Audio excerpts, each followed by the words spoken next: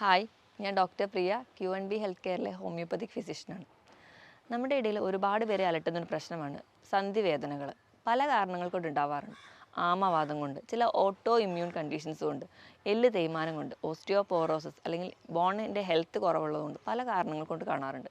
ഇതിൽ ഏറ്റവും കൂടുതലായി കാണുന്ന ഒരു കാരണം എന്ന് പറയുന്നത് യൂറിക് ആസിഡാണ്. യൂറിക് ആസിഡ് മൂലം നമുക്ക് പലതരത്തിലുള്ള സന്ധിവേദനകൾ നമ്മുടെ ഇടയിൽ കാണാറുണ്ട്. ഈ ഒരു വീഡിയോയിലൂടെ എന്തൊക്കെയാണ് യൂറിക് ആസിഡ് മൂലം ഉണ്ടാകുന്ന ലക്ഷണങ്ങളെന്നും നമുക്ക് എങ്ങനെ അത് ഒരു പരിധി വരെ മാനേജ് ചെയ്യാം, എന്തുകൊണ്ടാണ് ഈ യൂറിക് ആസിഡ് രക്തത്തിൽ കൂടി നിൽക്കുന്നതെന്നും നമുക്ക് വിശദമായിട്ട് നോക്കാം.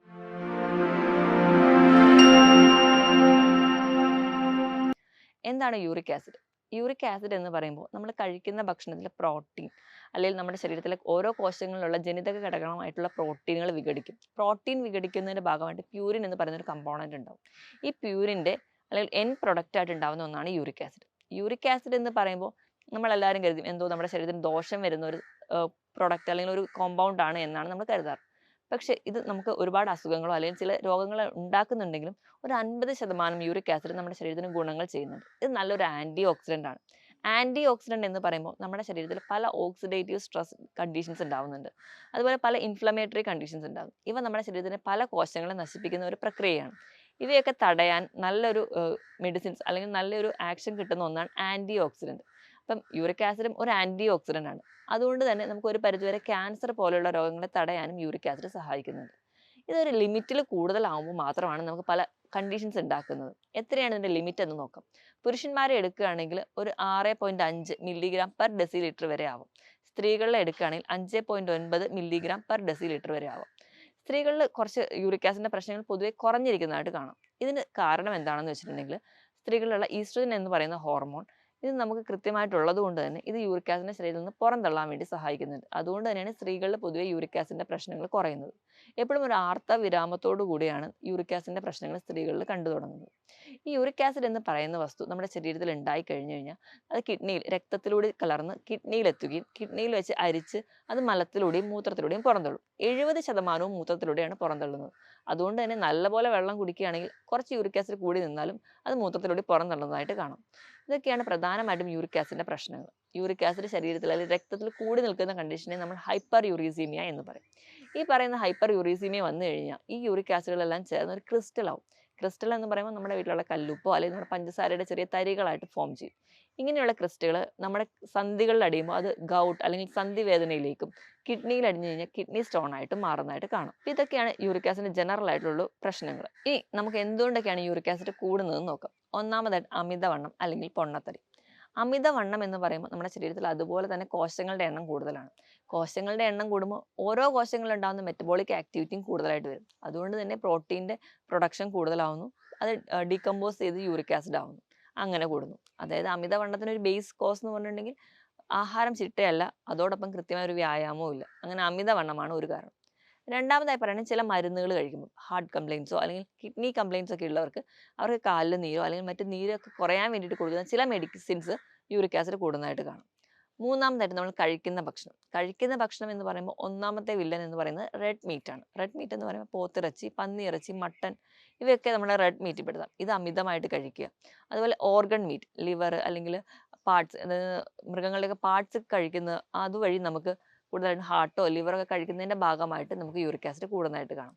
മൂന്നാമതായിട്ട് പറയേണ്ടത് ഹൈ ഫ്രക്ടോസ് കോൺ സിറപ്പ് അടങ്ങിയിട്ടുള്ള ഭക്ഷണം. അതായത് ഇന്ന് കാണുന്ന എല്ലാ ബേക്കറി പ്രോഡക്ട്സും എല്ലാ സിറപ്പുകളും ഇവയിലൊക്കെ ഫ്രക്ടോസ് കണ്ടന്റ് ആണ് കൂടുതലായിട്ടുള്ളത്. നമുക്കറിയാം ഇന്ന് പണ്ടത്തെ വെച്ച് നോക്കുകയാണെങ്കിൽ പഞ്ചസാര അല്ല, അതിന് പകരം നമ്മൾ ഫ്രക്ടോസ് ആണ് കൂടുതലായിട്ടും ബേക്കറിയിൽ ഉൾപ്പെടുത്തുന്നത്.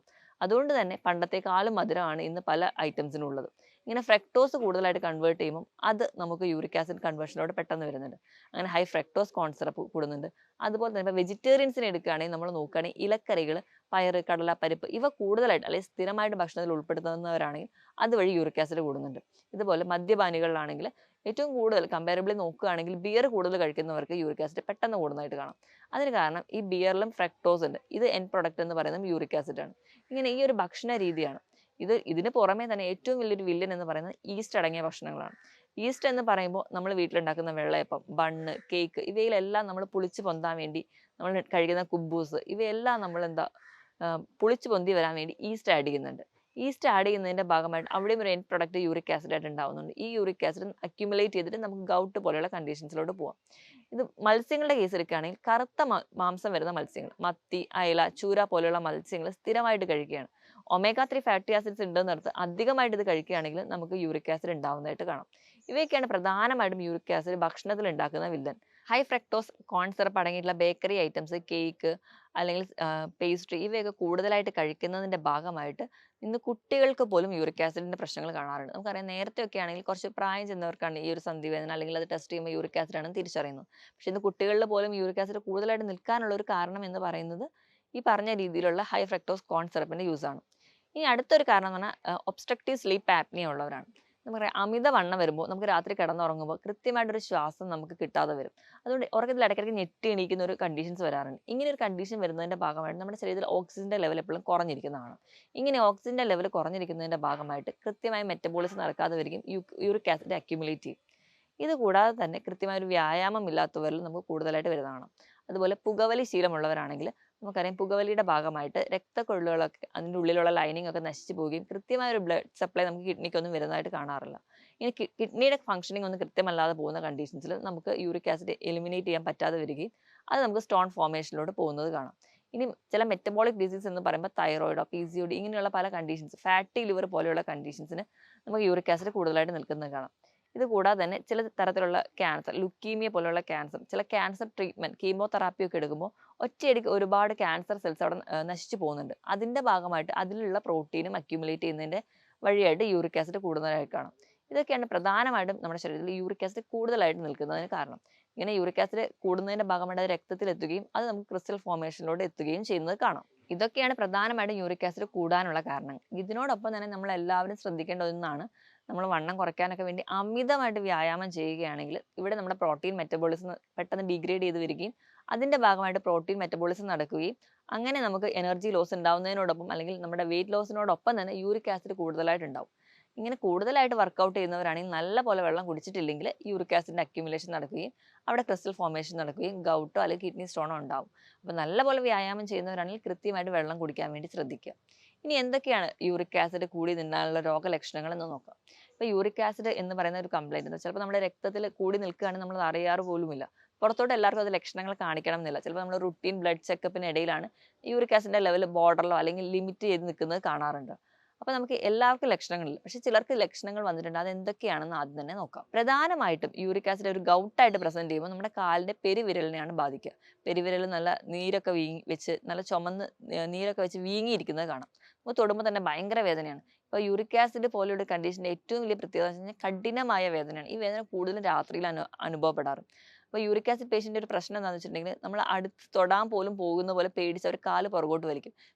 യൂറിക് ആസിഡ് കംപ്ലൈൻ്റ് ഉള്ള ഒരു പേഷ്യൻ്റ് ആണ്. നമ്മൾ പരിശോധിക്കാൻ ചെന്ന് അല്ലെങ്കിൽ നമ്മൾ ക്ലിനിക്കിൽ വന്നു കഴിഞ്ഞാൽ നമ്മൾ കാലിലോട്ട് തൊടാൻ കൈ നീട്ടുമ്പോൾ തന്നെ അവർ കാല് പുറകോട്ട് വലിക്കും. കാരണം തൊടുന്നത് അവർക്ക് അത്രയധികം വേദനയായിരിക്കും. അങ്ങനെ ഒരു പ്രസൻറ്റേഷനാണ് യൂറിക് ആസിഡിൻ്റെ പെയിനിൽ ഉണ്ടാവുക. ഈ ഒരു പെയിൻ്റെ നേച്ചർ എന്ന് വെച്ച് കഴിഞ്ഞാൽ എപ്പോഴും അങ്ങ് വേദന ഉണ്ടാവില്ല. പൊതുവേ സന്ധി വേദനകളുടെ ഒരു പ്രത്യേകത എന്ന് വെച്ചാൽ രാവിലെ എണീക്കുമ്പോൾ വേദന, ജോലി ചെയ്യാൻ തുടങ്ങുമ്പോൾ വേദന, നടക്കാൻ തുടങ്ങുമ്പോൾ വേദന, ചിലപ്പോൾ റെസ്റ്റ് എടുത്താൽ അങ്ങ് മാറും. പക്ഷേ യൂറിക് ആസിഡിൻ്റെ പ്രത്യേകത അല്ലെങ്കിൽ ആ ഒരു ഗൗട്ട് കണ്ടീഷൻ്റെ പ്രത്യേകത എന്താണെന്ന് വെച്ചിട്ടുണ്ടെങ്കിൽ വേദന ഇങ്ങനെ ഒരു ടൈമിനെ ഡിപ്പെൻഡ് ചെയ്തിട്ടല്ല, അത് എപ്പോഴും വേദനയായിരിക്കും. വേദന വരുന്ന സമയത്ത് മാത്രമേ ഉണ്ടാവുള്ളൂ. അതികഠിനമായ വേദന നല്ല പോലെ രാത്രിയിൽ കൂടുകയും ചെയ്യും. ഇപ്പോൾ ഒരു ഉദാഹരണം പറയുകയാണെങ്കിൽ പുരുഷന്മാരുടെ കേസിലാണ് യൂറിക് ആസിഡിൻ്റെ പ്രശ്നങ്ങൾ കൂടുതലായിട്ട് നിൽക്കുന്നത്. ഇപ്പോൾ രാത്രിയിൽ അവർ മദ്യപിച്ച് വന്നു കഴിഞ്ഞാൽ ചിലപ്പോൾ അന്ന് രാത്രിയിലായിരിക്കും അവർക്ക് ഈ ഒരു വേദന അനുഭവപ്പെടുക. കൂടുതലായിട്ടും കാലിൻ്റെ പെരുവിരൽ, അത് കഴിഞ്ഞ് കാലിൻ്റെ കുഴ, കൈയിൻ്റെ മുട്ട് ഇങ്ങനെയുള്ള ജോയിൻസിലൊക്കെ ഫോം ചെയ്യാറുണ്ട്. ഇങ്ങനെ വേദന വരുന്ന സമയത്ത് ആ ഒരു പെട്ടെന്നുള്ള വേദന നമ്മൾ കൺട്രോൾ ചെയ്യാൻ വേണ്ടി നമ്മൾ വേഗം ഒരു പെയിൻ കില്ലർ ഡിപ്പെൻഡ് ചെയ്യും. പെയിൻ കില്ലർ കഴിക്കുമ്പോൾ നമുക്ക് വേദന കുറയും. പിന്നെ ഒരു 3-4 മാസം കഴിയുമ്പോൾ പിന്നെയും ഇങ്ങനെ ഒരു സൂൺ അറ്റാക്ക് കാണും. അപ്പോൾ നമ്മൾ വീണ്ടും പെയിൻ കില്ലറിനെ ഡിപ്പെൻഡ് ചെയ്യും. അപ്പോൾ നമുക്ക് വേദന കുറയുന്നു. ഈ 3-4 മാസം ഗ്യാപ്പ് കഴിഞ്ഞു വന്ന വേദന വീണ്ടും വരുമ്പോൾ അത് 2-3 മാസത്തിൻ്റെ ഗ്യാപ്പിലായിരിക്കും. അത് കഴിഞ്ഞ് വീണ്ടും റിപ്പീറ്റ് ചെയ്യുമ്പോൾ 1-2 മാസത്തിൻ്റെ ഗ്യാപ്പിലാവും. പിന്നെ അത് 1-2 ആഴ്ചയിലേക്ക് മാറും. അങ്ങനെ പിന്നെ ഒരു സ്ഥിരം വേദനയിലോട്ട് മാറും. ഓരോ തവണയും നമ്മൾ പെയിൻ കില്ലേഴ്സിനെ ഡിപ്പെൻഡ് ചെയ്യുമ്പോൾ ആ ഒരു നമുക്ക് വേദന കുറയുന്നതായി കാണാം. പക്ഷെ നമുക്ക് അതുപോലെ തന്നെ നമ്മുടെ കിഡ്നീനെയും ബാധിക്കുന്നുണ്ട്. അത് നമ്മൾ ഓർക്കാതെയാണ് നമ്മൾ ആ ഒരു ടൈമിൽ വേണ്ടിയിട്ട് പെയിൻ കില്ലേഴ്സിനെ ഡിപ്പെൻഡ് ചെയ്യുക. അപ്പോൾ നമ്മൾ ഒരു പെയിൻ കില്ലറിനെ ഡിപ്പെൻഡ് ചെയ്യുന്നതിന് ഭേദം ഏറ്റവും നല്ല നമ്മുടെ യൂറിക് ആസിഡ് എങ്ങനെ കൺട്രോൾ ചെയ്യാം എന്നുള്ളതാണ് നമ്മൾ നോക്കേണ്ടത്. അപ്പോൾ ആദ്യം തന്നെ ഇങ്ങനെ വേദന വരുന്നുണ്ടെങ്കിൽ നിങ്ങളൊരു ഡോക്ടറുടെ കൺസൾട്ടേഷൻ എടുക്കുക.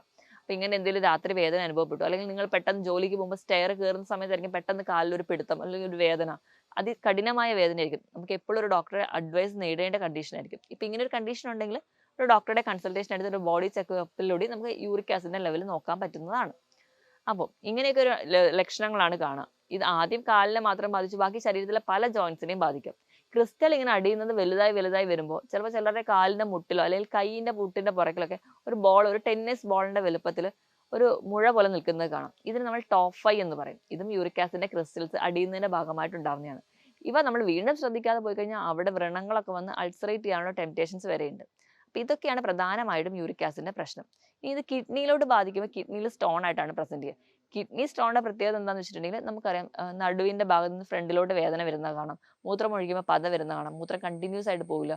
അതികഠിനമായ വേദന വരുന്നത് കാണാം. അപ്പം യൂറിക് ആസിഡ് കൂടിയ ജോയിന്റ്സിന് മാത്രമല്ല, അതുപോലെ കിഡ്നിനെ ഇതുപോലെ തന്നെ അല്ലെങ്കിൽ ഇത്രയും പ്രധാനമായിട്ട് തന്നെ ബാധിക്കുന്നുണ്ട്. അപ്പം നമ്മൾ എത്രയും പെട്ടെന്ന് ഒരു ഡോക്ടറുടെ കൺസൾട്ടേഷൻ എടുക്കുക. കൃത്യമായ ഡയറ്റ് അല്ലെങ്കിൽ കൃത്യമായ ഒരു വ്യായാമം ഡോക്ടർ പറഞ്ഞു തരിക. അതിനോടൊപ്പം തന്നെ ആവശ്യമെങ്കിൽ മാത്രം മരുന്ന് കഴിക്കുകയാണെങ്കിൽ നമുക്ക് യൂറിക് ആസിഡ് ഈസി ആയിട്ട് കൺട്രോൾ ചെയ്യാൻ പറ്റുന്ന ഒരു കണ്ടീഷനാണ്. ഇനി നമുക്ക് തന്നെ ഡൗട്ടാണ്, നമുക്കിങ്ങനെ വേദനയൊക്കെ ഉണ്ട്, അങ്ങനെയെങ്കിൽ നമുക്ക് തന്നെ ബ്ലഡ് ടെസ്റ്റ് ചെയ്യാവുന്നേ ഉള്ളൂ. ബ്ലഡ് ടെസ്റ്റ് ചെയ്യുമ്പോൾ യൂറിക് ആസിഡിന്റെ ലെവൽ നിങ്ങൾ നോക്കുക. ഞാൻ നേരത്തെ ആദ്യം പറഞ്ഞതുപോലെ ഒരു ലിമിറ്റിൽ മുകളിലാണ് അല്ലെങ്കിൽ ഒരു ബോർഡർ ആണെങ്കിൽ നമ്മൾ കൺട്രോൾ ചെയ്താൽ നമുക്ക് യൂറിക് ആസിഡ് കൂടി പോവാതെ അല്ലെങ്കിൽ ഗൗട്ടിൽ എത്താതിരിക്കുന്നത് കാണാം. ഇനിയിപ്പോൾ യൂറിക് ആസിഡിന്റെ ക്രിസ്റ്റൽ ആണ് നിങ്ങൾക്ക് ഫോം ചെയ്തതെങ്കിൽ മസ്കുലോ സ്കെലിറ്റൽ അൾട്രാസൗണ്ട് സ്കാൻ ചെയ്തിട്ടുണ്ടെങ്കിൽ യൂറിക് ആസിഡ് ക്രിസ്റ്റൽ നിങ്ങൾക്ക് കാണാൻ പറ്റും. ഇത് കൂടാതെ ഡയബറ്റിക്കോ അല്ലെങ്കിൽ മറ്റ് കിഡ്നി ഫംഗ്ഷൻസോ ലിവർ ഫംഗ്ഷനോ ഒക്കെ ചെയ്തിട്ടുണ്ടെങ്കിൽ നമുക്ക് ഒരു പരിധി വരെ ഇതിനോട് അസോസിയേറ്റ് ചെയ്ത എന്തെങ്കിലും കണ്ടീഷൻസ് കൂടി ഉണ്ടോ എന്ന് തിരിച്ചറിയാൻ പറ്റും.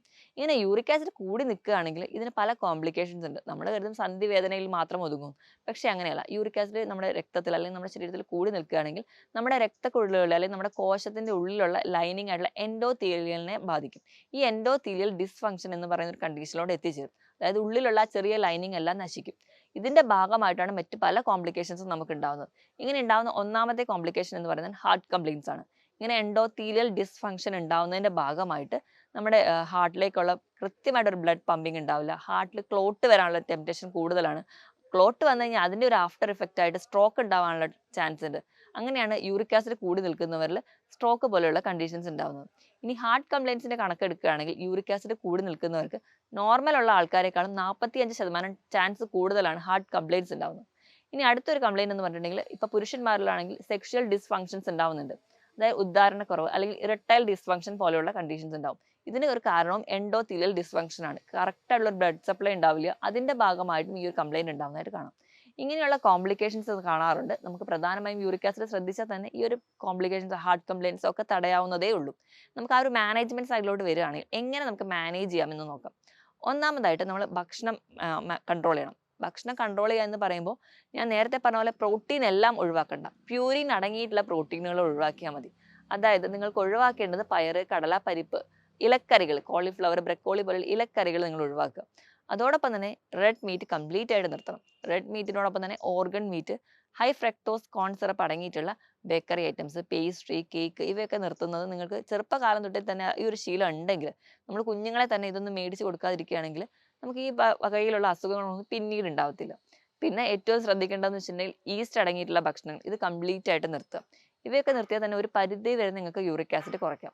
ഇതൊക്കെ നിങ്ങൾ ഒഴിവാക്കേണ്ട ഭക്ഷണങ്ങളാണ്. അപ്പോൾ എന്താണ് നമ്മൾ കഴിക്കേണ്ടത് നോക്കാം. പ്രോട്ടീൻ കംപ്ലീറ്റ് ആയിട്ട് നിർത്തുമ്പോൾ നമ്മുടെ മസിൽസ് ഒക്കെ വേസ്റ്റിംഗ് വരും.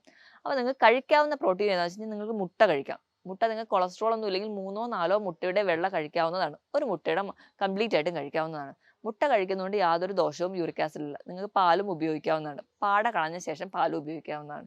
ഈ പ്രോട്ടീനൊക്കെ നിങ്ങൾക്ക് കഴിക്കാം. ബാക്കി പ്രോട്ടീനെല്ലാം കംപ്ലീറ്റ്ലി ഒഴിവാക്കണമെന്നല്ല, ഒന്ന് നിങ്ങൾ മിതമായ രീതിയിൽ ഉൾപ്പെടുത്താൻ വേണ്ടി ശ്രദ്ധിക്കുക. മുട്ടയോടൊപ്പം തന്നെ നിങ്ങൾക്ക് ചിക്കൻ കഴിക്കാവുന്നത്. ചിക്കൻ എന്ന് പറയുമ്പോൾ ലീൻ പ്രോട്ടീനാണ്. ഇവ കഴിക്കുന്നത് നിങ്ങൾക്ക് യാതൊരുവിധ ദോഷവും ചെയ്തില്ല. അപ്പം നിങ്ങൾക്ക് ഒരു ആഴ്ചയിൽ 100-150 ഗ്രാം ചിക്കൻ കറി വെച്ച് കഴിക്കാവുന്നതാണ്. ഇവ നിങ്ങൾക്ക് പ്രോട്ടീൻ്റെ ഘടകത്തിൽ പെടുത്താം. ഇനിയിപ്പോൾ നിങ്ങൾക്ക് യൂറിക് ആസിഡ് ഫോം ചെയ്ത് അല്ലെങ്കിൽ ക്രിസ്റ്റൽ ഫോർമേഷൻ ഒക്കെ ഉണ്ടായെങ്കിൽ ഈ ഒരു ക്രിസ്റ്റൽ ഒഴിവാക്കാൻ വേണ്ടിയിട്ട് നമുക്ക് ചെയ്യാവുന്നതാണ് വൈറ്റമിൻ സി അടങ്ങിയ ഭക്ഷണങ്ങൾ കൂടുതലായിട്ട് കഴിക്കുക. പേരയ്ക്ക, പപ്പായ, ഇങ്ങനെ നമ്മുടെ നാരങ്ങ, ഓറഞ്ച്, മുസമ്പി, സിട്രസ് ഇവയെല്ലാം വൈറ്റമിൻ സി റിച്ച് ആണ്. അപ്പോൾ നിങ്ങൾക്ക് അത് കഴിക്കുകയാണെങ്കിൽ ഒരു പരിധി വരെ ക്രിസ്റ്റൽ ഫോർമേഷനൊക്കെ തടയാൻ പറ്റും. ഏറ്റവും നല്ലത് എന്ന് പറയുന്നത് നമ്മുടെ നാട്ടിലൊക്കെ കിട്ടുന്ന ചെറി എന്ന് പറയുന്ന ഒരു ഫ്രൂട്ട് ഉണ്ട്. അതായത് നമ്മൾ കടയിലൊക്കെ മേടിക്കുന്ന സിറപ്പിൽ ഡിപ്പ് ചെയ്തിട്ടുള്ള ചെറിയല്ല, നമ്മുടെ നാട്ടിലൊക്കെ കിട്ടുന്ന ചെറി. ഈ ഒരു ചെറി അല്ലെങ്കിൽ ലൗലോലിക്ക, ഈ ഒരു കാൻബറി ഗണത്തിൽ പെടുന്ന ഫ്രൂട്ട്സ് ഒക്കെ കഴിക്കുകയാണെങ്കിൽ ഒരു 10 എണ്ണമെങ്കിലും നിങ്ങൾക്ക് ദിവസവും കഴിക്കുകയാണെങ്കിൽ യൂറിക് ആസിഡിന്റെ ക്രിസ്റ്റൽ ഫോർമേഷൻ ഉള്ളവരാണെങ്കിൽ അത് നിങ്ങൾക്ക് കുറയുന്നതായിട്ട് കാണാം.